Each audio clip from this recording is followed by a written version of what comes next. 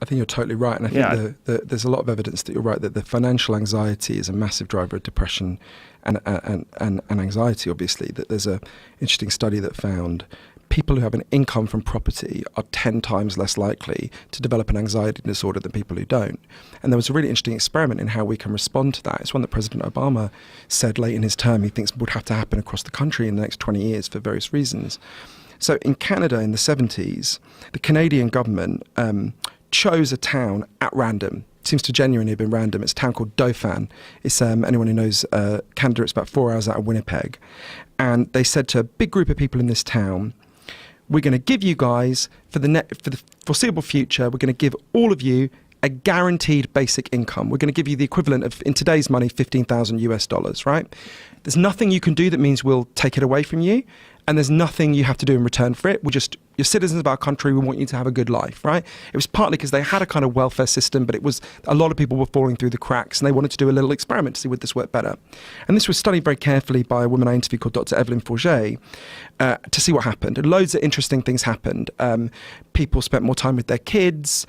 Very few people quit work, but a lot of people turned down shitty jobs, so actual overall work standards improved because employers had to attract people with better standards. But for me, the most interesting thing is there was a huge fall in depression and anxiety, right? Depression and anxiety that was so severe people had to be hospitalized fell by 9%. Which is remarkable in just 3 years. And then the program ended. Dr. Forget said to me, I thought so much about that what I'd learned about the cow. Dr. Forget said, that's an antidepressant, right? We should expand our idea of an antidepressant to be anything that reduces depression. Right. That should include pills, but also, so you're totally right. I mean, look, I grew up, my dad's a bus driver, my mum worked in a shelter, my grandmother cleaned toilets. Financial anxiety is a massive driver of the despair. More than half of all Americans have not, because of the incredible financial pressure they've been put under, got $500 set aside for if a crisis comes along, right? So you're talking about, that's a huge drop. And again, that's really important because explain to people, if that's making you depressed and anxious, don't let a doctor tell you you've just got a chemical imbalance in your brain, right? Do doctors still say that? All the time. My nephew's best friend just literally a couple of weeks ago went to the doctor and was told, you've got a dopamine imbalance. The doctor said it's migrated in the 20 years since I went there from a serotonin. Was this in England or in the United States? This was in England, but I get contacted constantly by people who are being told they're told they've got chemical imbalances in their brains. Are they just as likely to prescribe antidepressants in England as they are American? It's slightly lower, but it's still exceptionally high. It's still, yeah.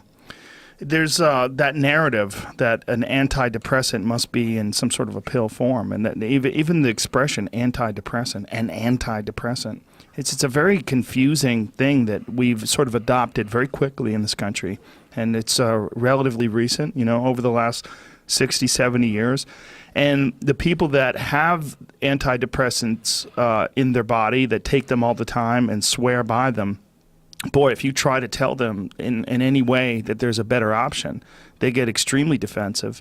I have a friend, she's very smart, and she's one of the people that will, very aggressively debate this idea that it's anything but a chemical imbalance. But she doesn't take care of her body. She doesn't exercise all the time. She's slightly overweight.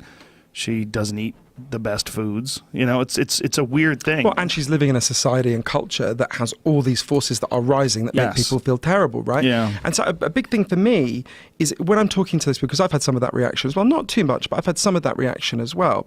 First thing for me I always say is, I want to expand the menu of options. I don't want to take anything off the table, right? It's not about... But you say that, and I think you're probably being pretty honest, but you really do want to. You want to eliminate, but just by the standard of improvement, you do probably want to take most people off of antidepressants, don't you? Wouldn't you rather they have a better choice? Yeah, I would draw an analogy.